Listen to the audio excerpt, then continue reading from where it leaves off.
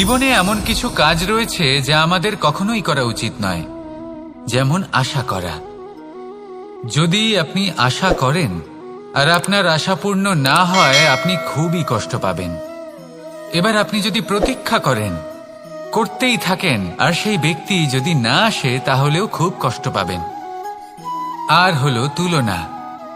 আপনি যদি তুলনা করতে যান, তাহলে এটাই ভাববেন যে হয় আমি বা অন্য কোনো ব্যক্তি, এই দুজনের মধ্যে কোনো এক ব্যক্তি নিকৃষ্ট। আর এই ভাবনাটাই হলো অনুচিত। যদি আমরা কথা বলি সেই সব বিষয়ে যা আমাদের করা উচিত, যেমন পরীক্ষা। এই পরীক্ষা সবসময় আমাদের আরো সফল করে তোলে, আরো শ্রেষ্ঠ করে তোলে, আরো উৎকৃষ্ট করে তোলে। আসন্ন মহাসংগ্রামের জন্য আমাদের প্রস্তুত করে তোলে এই পরীক্ষা। তাই এই পরীক্ষার থেকে কখনোই পালাবেন না, এর সম্মুখীন হন। আর হলো কর্ম। কর্ম করা কখনোই বন্ধ করবেন না। তুলনা করার বদলে কর্ম করুন, প্রতীক্ষা করার বদলে কর্ম করুন, আর আশা করার বদলে কর্মই করুন। জীবন সফল হয়ে যাবে। দেখুন, সবার শেষে সত্যি বলতে এই কর্ম আর এই পরীক্ষা, এই দুই আমাদের জীবনকে সুখী করে তুলতে পারে। আসুন আর আমার সাথে ভালোবেসে বলুন, রাধা রাধা। মানুষ তার জীবনে শিক্ষা এবং প্রেম এই দুই লাভ করে তার মাতা, পিতা এবং গুরুর কাছ থেকে। কিন্তু মানুষ সবথেকে বেশি ভালোবাসে নিজের মাতাকে, কারণ মাতা খুব নির্মল চিত্তে ভালোবাসে, শান্ত মনে আমাদের অন্তরে শক্তির সঞ্চার করে থাকেন, আমাদের উৎসাহ দেন, বলশালী করে তোলেন। ব্যাপারটা কিন্তু এমন নয় যে আমরা নিজেদের বাবা বা গুরুকে ভালোবাসি না, তাদেরকেও আমরা অত্যন্ত ভালোবাসি, শুধু ওনাদের কঠোর ব্যবহার দেখলে আমরা একটু ভয় পেয়ে যাই। এবার ওনাদের এই কঠোর ব্যবহার আমাদের ভালো না লাগলেও অত্যন্ত আবশ্যক, কারণ মাতার থেকে আমরা যে শক্তি লাভ করি তা যেন নিয়ন্ত্রণ হারিয়ে বিধ্বংসী না হয়ে ওঠে, আমরা যেন কোনো কুপথে না চলে যাই, আমরা কখনো যেন দোষ না করে ফেলি। শুধু সেই জন্য পিতা এবং গুরু একটু কঠোর হয়ে ওঠেন, এবং ওনাদের এই কঠোর আচরণ ভবিষ্যতে গিয়ে আমরা অবশ্যই বুঝতে পারি। জীবনে কিছু বছর আমরা এগিয়ে যাই আর তারপর আমরা বুঝতে পারি যে বাবা এবং গুরু আমাদের যথেষ্ট ভালোবাসতেন, কিন্তু ওনাদের ভালোবাসার বহিঃপ্রকাশ আলাদা। প্রয়োজনীয় হলো এটা দেখার, এটা বোঝার যে শুরু থেকে আমাদের প্রতি ওনাদের আচরণ কেমন ছিল। ওনাদের কঠোর হওয়ার পেছনে ওনাদের ভালোবাসাটা বোঝার চেষ্টা করুন, ওনাদের চিন্তাটা বোঝার চেষ্টা করুন, ওনাদের পথপ্রদর্শনের আড়ালে আপনার ভবিষ্যতের জন্য যে পরিকল্পনা ওনারা করেছেন সেটা বোঝার চেষ্টা করুন। তখন আপনারা বুঝতে পারবেন ওনাদের ভালোবাসাকে। আপনার মনের মধ্যে আপনা থেকেই ওনাদের প্রতি সম্মান জেগে উঠবে। নিজের পিতা এবং নিজের গুরু এই দুজনের প্রতি কৃতজ্ঞতা প্রকাশ করুন আর আমার সাথে ভালোবেসে বলুন, রাধা রাধা। আমি অনেক সংখ্যক মানুষকে দেখেছি, তাদের কাছে অত্যাধিক জ্ঞান আছে, শিল্প আছে, ধন আছে, কীর্তি আছে, কিন্তু তারা এই সব কিছু নিজেদের কাছেই রাখেন, এই সমাজে বিতরণ করেন না। কারণ হলো ভয়। ওনাদের মনে হয় যে যদি আমি এই সব কিছু সমাজে বিতরণ করি, তাহলে সমাজ আমার শিল্প হোক, ধন হোক, জ্ঞান হোক, কীর্তি হোক, সবকিছু চুরি করে নিয়ে যাবে, আর তার বদলে আমি কিছুই পাবো না। এটা কিন্তু সত্য নয়। সত্য হলো এটাই যে যদি আপনি নিজেকে এই সংসারের প্রতি সমর্পিত করেন, তাহলে এই সংসার আপনার প্রতিও সমর্পিত থাকবে। আপনি শুধু ধন, জ্ঞান, কীর্তি, সম্মান পাবেন তাই নয়, বরং এই সমাজ আপনাকে নিজের চোখে হারাবে, মনের মধ্যে স্থান দেবে। তাই এই ভয় ত্যাগ করে দেখুন কিভাবে এই সমাজ আপনাকে প্রেম সমর্পণ করে। আসুন আমার সাথে ভালোবেসে বলুন, রাধা রাধা। জীবন কিসের উপর নির্ভরশীল? ধনের ওপর, বৈভবের ওপর, নিঃশ্বাসের ওপর? না, এই জীবন নির্ভরশীল বিশ্বাসের ওপর। বিশ্বাস নিজের ওপর, বিশ্বাস আমাদের আপনজনের ওপর। কিন্তু যখন এই বিশ্বাস ভেঙে যায়, তখন মানুষের মনও ভেঙে যায়, আর তারপর সে অন্য কিছু করতেই পারে না। তখন কি করা যেতে পারে? তিনটে কাজ আছে যা আপনি করতে পারেন। প্রথম, ভালোবাসা। যাকে আপনি ভালোবাসেন, যারা আপনাকে ভালোবাসে, ভুল যারই হোক না কেন, তার কাছে ক্ষমা চাইতে কখনোই সংকোচ বোধ করবেন না। দ্বিতীয় হলো বিশ্বাস। যারা আপনাকে ভালোবাসেন, আপনাকে বিশ্বাস করেন, তাদের বিশ্বাস কখনো ভাঙবেন না। তৃতীয় হলো আশা। যারা আপনাকে ভালোবাসেন, আপনাকে বিশ্বাস করেন, তাদের আশা আপনার সাথে জড়িত। তাদের থেকে কখনো কিচ্ছু লুকোবেন না। এই তিনটে কাজ করুন আর এই জীবন সুপ্রসন্ন হয়ে বলবে, রাধা রাধা। মানুষের জীবনে দুই ধরনের আবেগ থাকে যা চিরকাল তার সাথে বসবাস করে। প্রথম, স্বপ্ন। দ্বিতীয়, অজুহাত। মানুষ হাজার হাজার স্বপ্ন দেখতে পারে। আমাকে এই কাজ করতে হবে, আমাকে ওখানে ঘুরতে যেতে হবে, আমায় জীবনে এই অসম্ভব কাজ বাস্তবায়িত করে দেখাতে হবে, আদি ইত্যাদি। এবার ঠিক যেমন স্বপ্ন দেখেন, সেইভাবে অজুহাতও খুঁজে নিয়ে আসেন। আমি এই স্বপ্ন পূরণ করতে পারলাম না, কারণ আমাকে কেউ সাহায্যই করল না, কারণ আমি দুর্বল হয়ে পড়েছিলাম, কারণ আমার কাছে সময়ই ছিল না, আদি ইত্যাদি। এবার সাফল্য এবং অসফলতার মাঝখানে এই ধরনের সংঘর্ষ হতে থাকে। সাফল্য তখন লাভ করা সম্ভব যখন আপনার স্বপ্ন আপনার অজুহাতের থেকে অনেক বড় হয়, আর অসফলতা তখন পাবেন যখন আপনার অজুহাত আপনার স্বপ্নের থেকে অনেক বড় হয়। আপনি যদি সাফল্য লাভ করতে চান, তাহলে চেষ্টা করতে থাকুন, পরিশ্রম করুন। যদি অসফল হন, তাহলে ভয়ভীত হওয়ার কোনো প্রয়োজন নেই। নিজের ভুল বুঝুন, তাকে শুধরে নিন, আবার চেষ্টা করুন। কিন্তু যদি নিজের জীবনে অজুহাত নিয়ে আসেন, তখন স্বপ্ন কখনো পূরণ হবে না। আসুন আমার সাথে ভালোবেসে বলুন, রাধা রাধা। ভয়ের সাথে আমরা সবাই পরিচিত, কষ্টও আমরা সবাই পেয়েছি। কখনো কখনো আমরা অসুস্থ হয়ে পড়ি, আর এমন সময় হলে মাতার মমতা, কখনো বাবার স্নেহ, কখনো বন্ধুদের পাশে থাকার অনুভূতি আমাদের রোগ নিরাময়ে সাহায্য করে। কখনো যদি আমরা নিরাশ হয়ে পড়ি, তখন যদি আমাদের কোনো আপনজন আমাদের দুটো ভালো কথা বলে, তখন আমাদের মনোবল বেড়ে যায়। ঠিক তেমন সংসারের এই রঙ্গমঞ্চে যদি আপনি পীড়িত অনুভব করেন, কিছু শুভ কথা আলোচনা করুন, কিছু স্তুতি গান করুন, কিছু মুহূর্তের জন্য হলেও নিজের ইষ্টদেবের কথা স্মরণ করুন আর প্রার্থনা করুন। সাহস বাড়বে, শক্তিও বৃদ্ধি পাবে এবং সামনে এগিয়ে চলার পথও দেখতে পাবেন। তখন এই মন প্রসন্ন হয়ে বলবে, রাধা রাধা। কখনো কখনো অন্ধকারের সাথে লড়াই করার জন্য আমরা প্রদীপ জ্বালাই। এতে প্রথমে সলতে রাখি, তারপর তেল ঢালি, তারপর আগুন জেলে এটা প্রজ্বলিত করি। তারপর একটা সময় আসে যখন এই প্রদীপ নিভে যায়। কারণটা কি? কারণ কি এটা যে প্রদীপের প্রকাশমান হওয়ার ক্ষমতা সমাপ্ত হয়েছে? না, এই যে আগুন আমরা দেখতে পাচ্ছি, এই আগুনের জন্য যে শক্তির প্রয়োজন হয় তা আসে এই তেল থেকে। যদি এই তেল সমাপ্ত হয়ে যায়, তাহলে এই প্রকাশ তাও সমাপ্ত হয়ে যায়। আর আমাদের জীবনে এই তেল হলো আমাদের কর্ম, আর এই আগুন আর এর দ্বারা উৎপন্ন হওয়া প্রকাশ আমাদের ভাগ্য। যত আমাদের কর্ম ক্ষীণ হতে থাকবে, আমাদের ভাগ্য সৌভাগ্য কোথাও না কোথাও লুপ্ত হয়ে যাবে। যে উজ্জ্বল ভবিষ্যৎ আমরা চাইছি তা কখনো লাভ করতে পারবো না যদি কর্ম না করি। ঠিক যেমন তেল ছাড়া অগ্নি উৎপন্ন হয় না, তেমনি কর্ম ছাড়া সৌভাগ্য হয় না। আর যেমন কর্ম তেমন ভাগ্য।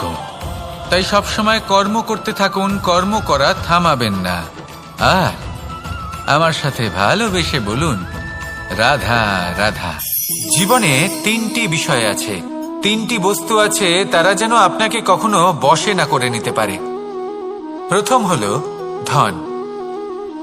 ধন যতক্ষণ আপনি ব্যবহার করতে থাকেন, যতক্ষণ তা আপনার কাজে আসছে, ততক্ষণ ঠিক আছে, এই ধন আপনার কাছে অমৃত।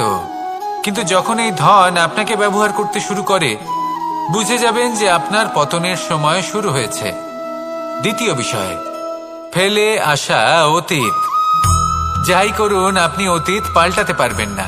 আর এই সত্যিটা আপনিও জানেন, কিন্তু তাও এর বশবর্তী আমরা হয়ে পড়ি। আর যখন তাই হয়, তখন এই সংসারে আমরা যেখানেই যাই না কেন, যত বড়ই সুখ লাভ করি না কেন, সেই সব আমাদের কাছে তিক্ত বলে মনে হয়। তৃতীয় বিষয়, আপনার আশেপাশের মানুষ ভিন্ন ভিন্ন ধরনের মানুষ হয়, যাদের চিন্তা ভাবনা এবং দৃষ্টিভঙ্গি ভিন্ন ভিন্ন প্রকারের। যদি এদের বশবর্তী আপনি হয়ে পড়েন, তাহলে কেউ বলবে এটা করো, এটা ভালো, কেউ বলবে এটা করো না, ওটা করো, ওটা ভালো কাজ, কেউ বলবে এই দুটোই করো না, অন্য কিছু করো। এই কথাগুলিতে আপনি এতটাই জড়িয়ে পড়বেন যে আপনি লক্ষ্যভ্রষ্ট হয়ে পড়বেন। তাই এই তিন বিষয় থেকে সাবধানে থাকবেন। যদি কোনো কিছু বশ করতে হয়, তাহলে আপনাকে বশ করতে হবে আপনার আজকে, নিজের বর্তমানকে। এটা খুব প্রয়োজনীয়। এটা ভাববেন যে এই সময়ের সদ্ব্যবহার আমি কিভাবে করব, সময়কে শাসন কিভাবে করব, ওই কর্ম কিভাবে করব যাতে ভবিষ্যতে কখনো আমার আফসোস না হয়, বরং এই সংসার আমাকে নিয়ে গর্ব করবে, সেই কর্ম করুন। আর যখন আপনি এটা শিখে নেবেন, তখন আপনি নিজেই নিজেকে প্রকৃত অর্থে ভাগ্যশালী করে তুলবেন। আসুন আমার সাথে ভালোবেসে বলুন, রাধা রাধা। অনেক সময় আমরা কারোর নীরবতাকে তার দুর্বলতা ভেবে বসি। হতেই পারে সেই ব্যক্তি উত্তর দিতে চাইছেন না, হতে পারে অন্য কোনো কারণ আছে যা আমরা বুঝতেই পারছি না। সেই জন্য তাকে দুর্বল ভেবে নেওয়া অনুচিত। দেখতে গেলে এই বিশাল সমুদ্র এও কিন্তু নীরব, শান্ত হয়।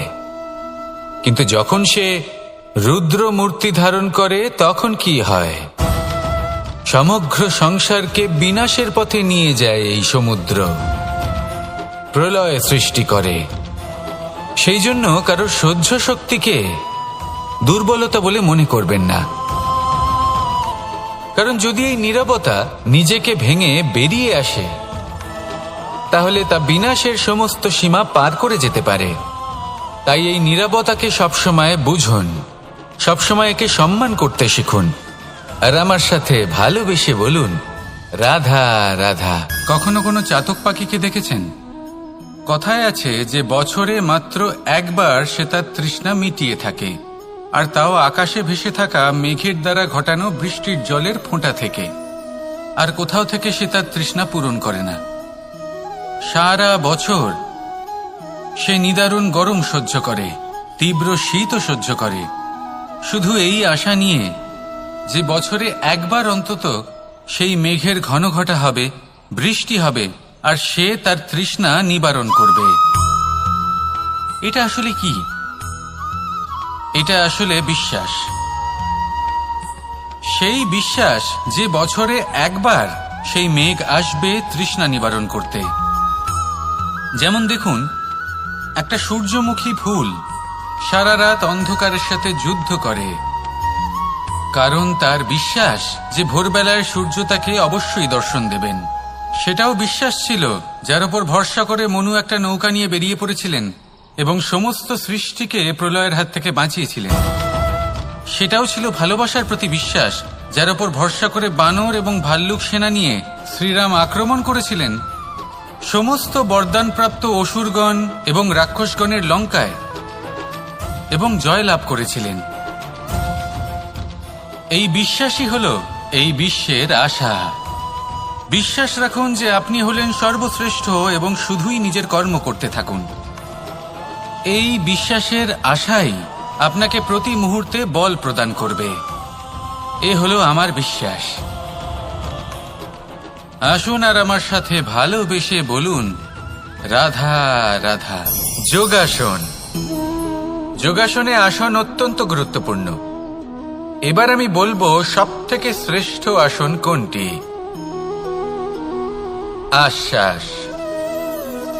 নিজেকে আশ্বস্ত করতে থাকুন যে আমি আছি, সব ঠিক হবে, যা হচ্ছে ভালোর জন্য হচ্ছে।